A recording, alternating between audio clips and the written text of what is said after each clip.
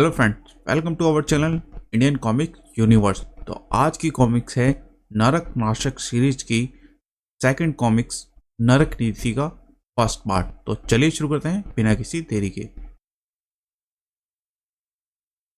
पूर्व सार। तंत्र तक्षक तूतनखामन और नागतंत्रिका विस्तर के षड्यंत्रों को नाकाम कर उन्हें समय धारा में लोप कर दिया नरक नाशक ने, जिसमें उसकी सहायता की आरआईपी के जाबाज अफसरों गगन, विनाशदूत, ताहिरा और मोंटी ने। साथ ही ये एक अज्ञात नाग शक्ति नागतंत्रिका नगीना ने। नागतंत्रिका नगीना के अनुरोध पर नरक नाशक उसके साथ एक अज्ञात सफर पर निकल पड़ा, जो जल्द ही उसके अस्तित्व की सबसे विषम और बड़ी खोज बनने वाला था। दूसरी ओर किसी अज्ञात स्थान पर नागराज को मारने के लिए संपूर्ण विश्व अपराध जगत को इकट्ठा कर रहा था। पापाध्यक्ष नाम का एक रहस्यमयी शख्स, जिसके सामने प्रोफेसर कौटिल्य नागमणि प्रस्तुत करता है अपनी दावेदारी कि क्यों नागराज को मारने का प्रथम अवसर उसे ही प्रदान किया जाना चाहिए। उसके अनुसार नागराज का हत्यारा हो सकता है वही जो उसका जीवन दाता नागमणि बताता है कि किस प्रकार इच्छाधारी नागों की खोज में भटकता हुआ वो एक अज्ञात रहस्यमय द्वीप पर पहुंचा, जहां एक घायल मरते हुए नाग पुजारी ने उसे एक मृत्युंजयी बालक के लालन पालन का दायित्व सौंपा।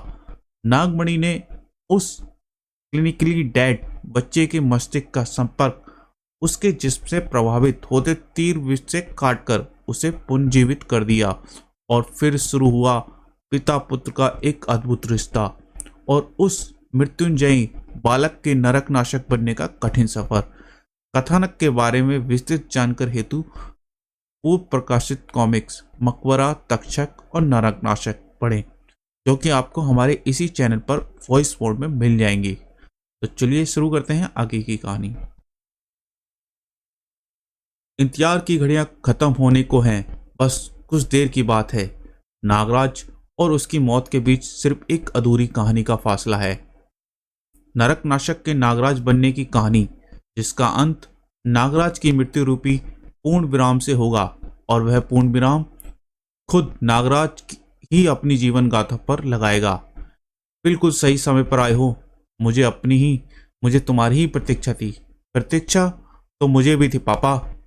इस पल की प्रतीक्षा थी जब आपके प्रति आपका पुत्र होने का दायित्व निभा सकूं। जरूर बेटे, इधर मैं नागराज की जीवन गाथा समाप्त करूंगा, उधर तुम नागराज का अस्तित्व। अब और प्रतीक्षा नहीं कर सकता मैं। नागराज का लहू चखने को मैं और मेरे सैनिक व्याकुल हैं। विश्व का सर्वाधिक जहरीला लहू, जो किसी भी प्राणी को पल भर में गला सकता था, सिवाय मेरे और मेरे सैनिकों के। नागराज को खत्म करने से पहले नागव्यूह के बारे में जानना अत्यंत आवश्यक है, वरना सारे किए कराए पर पानी फिर जाएगा। अब तुम्हें नागराज की मौजूद स्थिति और नागव्यूह का पता लगाना है, और तुम्हें पता है ये कैसे करना है। देरी के लिए माफी चाहता हूं। मैं अपराध परिषद और पापाध्यक्ष को बताना चाहता हूं कि नागराज को खत्म करने के लिए जो हथियार मैंने बनाया है वो यहां पहुंच चुका है। वाह, हम वो हथियार देखना चाहेंगे प्रोफेसर। हा हा हा, कहाँ है वो हथियार? हाँ, आखिर हम भी तो देखें कि जिसका विश्व अपराध जगत बाल भी बांका ना कर सका, उसे मारने के लिए कौन सा ब्रह्मास्त्र तैयार किया है अपने। आपके उस ब्रह्मास्त्र के बारे में जानने को हम भी उत्सुक हैं प्रोफेसर। बहुत जल्द ही वो हथियार अपना शक्ति प्रदर्शन आपके सामने करेगा महामहिम, परंतु उससे पूर्व नागराज की उत्पत्ति की कथा समाप्त करना आवश्यक है।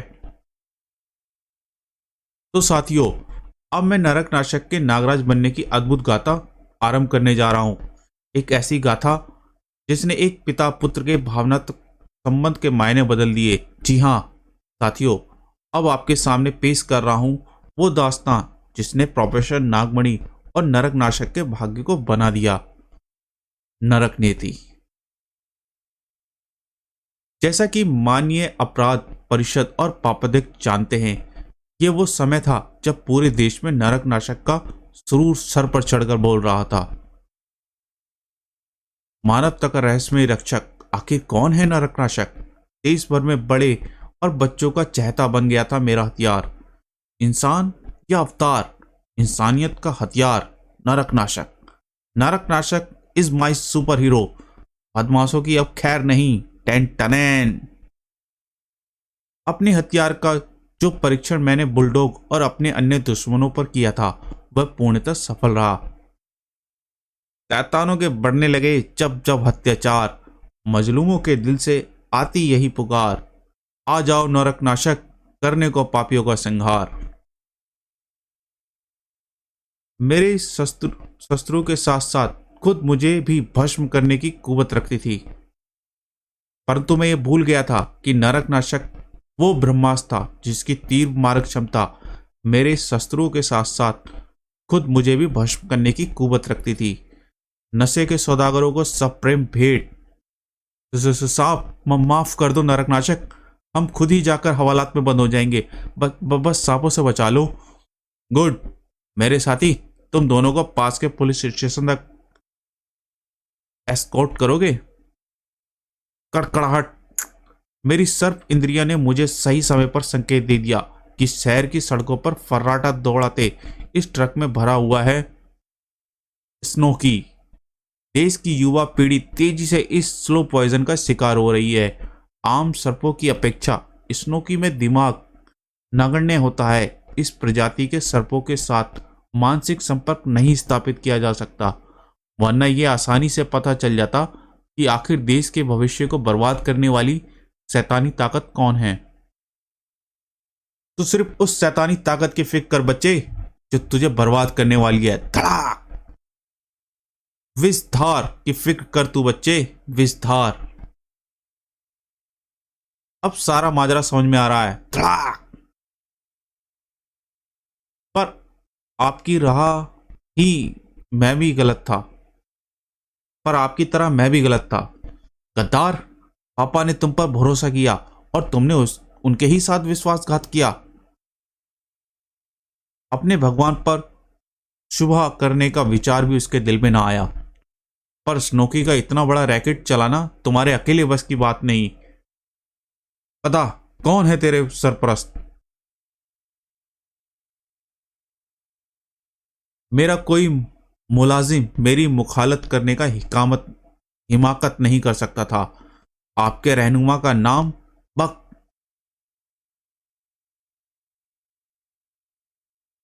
मैंने अपना बचाव पहले ही तैयार कर लिया था और कुछ बताने से पूर्व ही मुझे काट कर खुद ही गल गया था वो गहरा।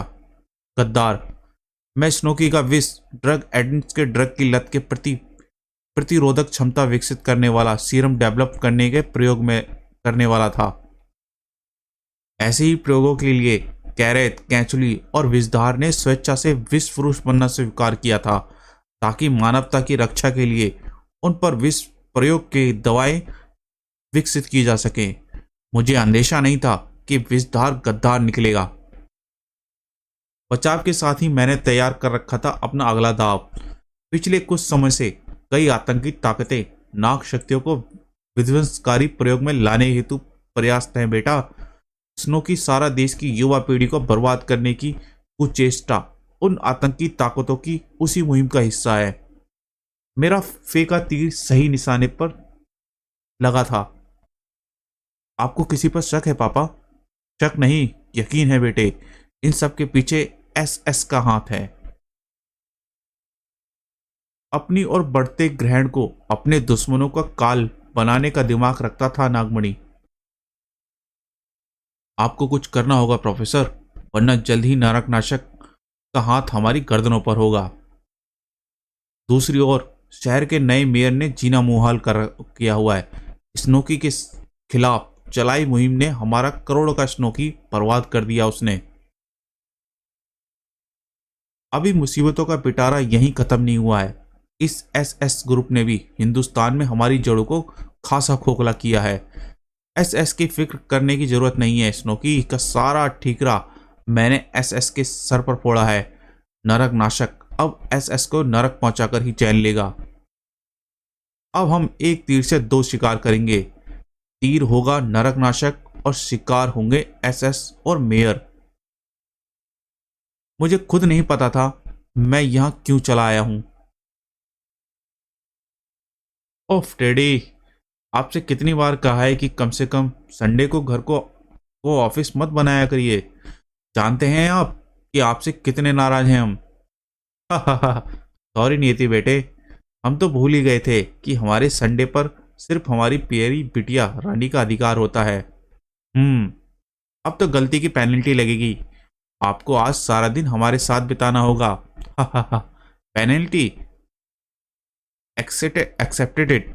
हम ना सिर्फ आज का दिन आपके साथ बिताएंगे बल्कि आपकी पसंद की फिल्म भी देखेंगे और आपको आपके फेवरेट रेस्टोरेंट में डिनर भी कराएंगे। Love you daddy, you are the best. खुद को संभाल राज, क्या बेवकूफ़ी है ये। क्या कर रहा है तू यहाँ।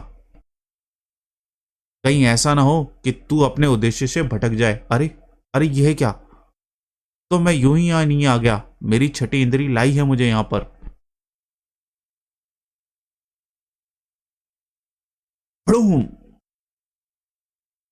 कौन हो तुम लोग। Security security. अपने गले को बेवजह तकलीफ मत दे मेयर। जल्द ही तुझे भी वहां पहुंचा देंगे जहां तेरे सिक्योरिटी वालों को पहुंचाया है। करोड़ों के स्नो की बर्बाद करके तूने एसएस को बहुत नुकसान किया है। इसलिए एसएस ने तेरा बोल बम बनाने का आदेश दिया है। क्या तुम एसएस के आदमी नहीं हो सकते। किसने भेजा है तुम्हें।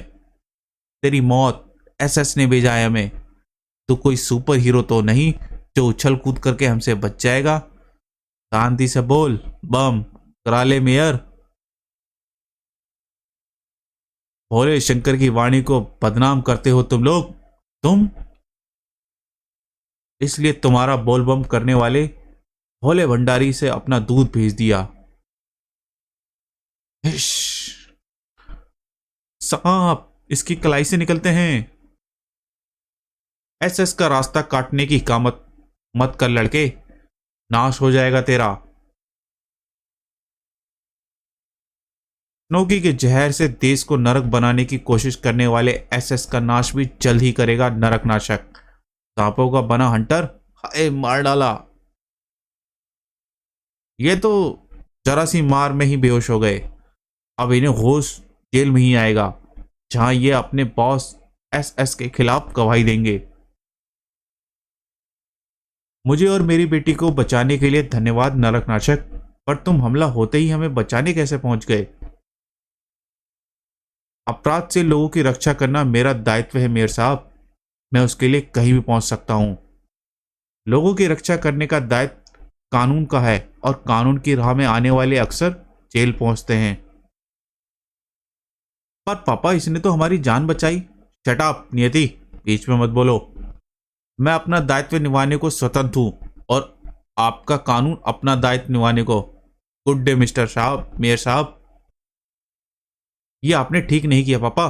नरक नाशक कानून और लोगों का दोस्त है। दोस्त और दुश्मन की पहचान करने के लिए तुम अभी बहुत छोटी हो नियति।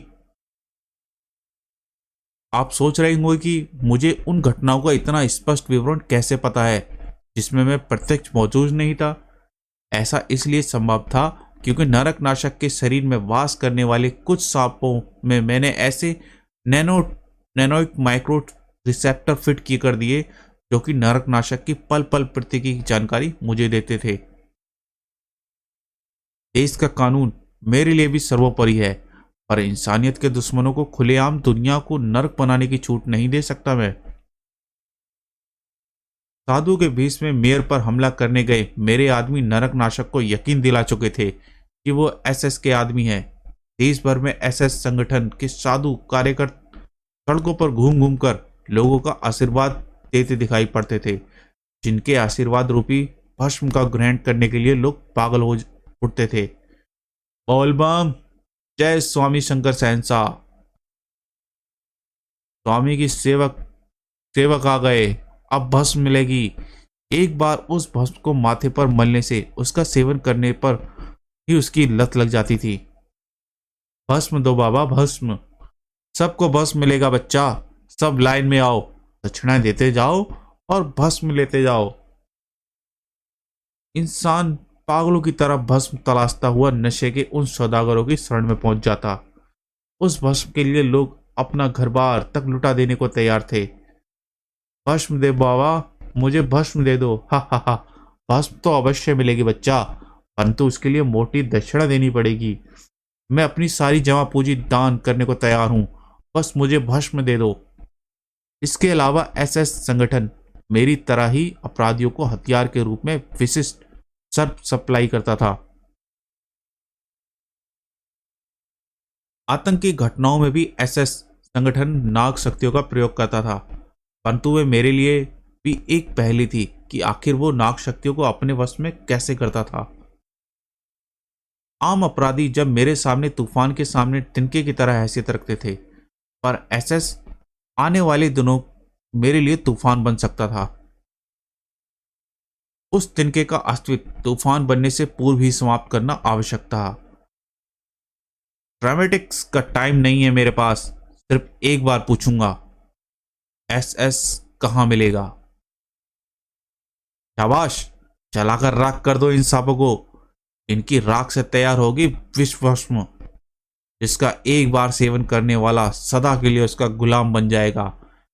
इंसान नागों को जहरीले कहते हैं, उन्हें अपने लिए खतरा समझते हैं, पर इनसे कहीं ज्यादा जहरीले और खतरनाक तो तुम दोनों हो। नाग किसी पर तभी प्रहार करते हैं जब उन्हें उससे खतरा हो। बचाओ, सांप सांप। तुम लोगों से तो पूरे समाज को खतरा है। इससे पहले कि तुम लोग समाज को जहरीला करो, तुम्हारी रगे जहरीला कर देगा नरक नाशक। हा हा हा हा। तो दादा पर सांप छोड़ रहा है, चल अपना ये अरमान भी पूरा कर ले। सो किंग कोबरा एक साथ जलाकर उसकी राख का सुट्टा लगाता है सुट्टा दादा। दुनिया का कोई भी जहर सुट्टा दादा के लिए सिर्फ नशे का सामान है।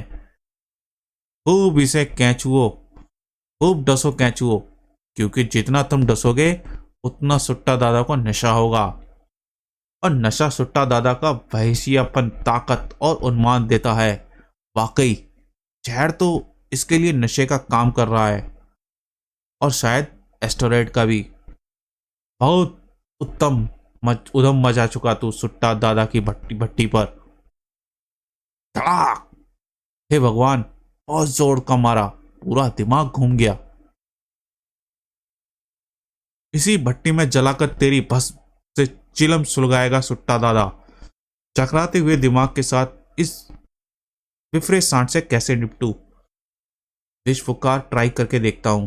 ओह, बहुत नशीली है तेरी विष फुकार, पर मुझ पर छोड़कर गलती कर गया तू, क्योंकि नशा सुट्टा दादा की नसों में उन्माद भरता है कि अपने दुश्मन की राख चिलम में फूंक डालता है सुट्टा दादा।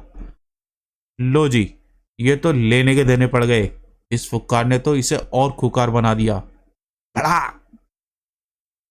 नरक नाशक के पहुंचने की खबर मेरे दुश्मन तक पहुंच गई थी।